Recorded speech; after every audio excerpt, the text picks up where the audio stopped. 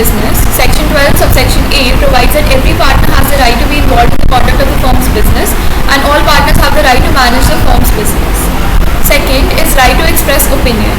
Section 12, subsection C provides that all partners can freely express their opinion in matters concerning the firm's business. However, before a decision is made based on an opinion of a partner, the consent of all partners must be obtained. Third is right to have access to books of the firm. Section 12 subsection D of the Act provides that every partner has the right to look into the books of the firm, whether the books concern the accounts of the firm or not.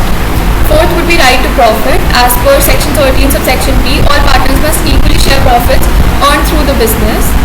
Then is right to interest on capital. Section 13 subsection C provides that on an agreement, the partners of the firm have the right to claim interest on the firm's profits from the capital.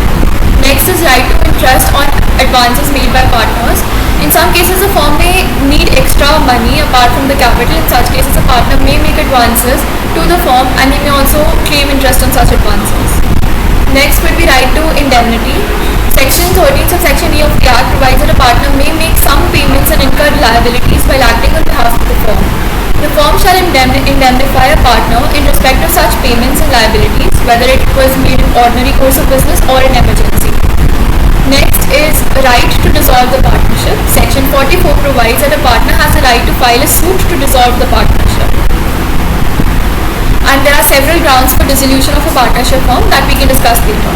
Next would be right to get expelled. Section 33, right to not get expelled. Section 33 provides that all partners have right to not get expelled except on certain grounds, and they must be given reasonable warning and opportunity of explanation before the expulsion. Next is right to prevent introduction of new person. Section 31 provides that every partner has the right to prevent the introduction of a new partner without his consent to the firm unless the agreement has expressly provided that such introduction is permitted. Last is right to retire. Section 32 of the Act provides that a person has right to retire with the consent of other partners unless the requirement of consent is waived by the agreement. Partners can retire by simply providing a notice to other partners in partnership at will. That brings me to the end of this video. If you have any queries, you can post them in the comments. Thank you.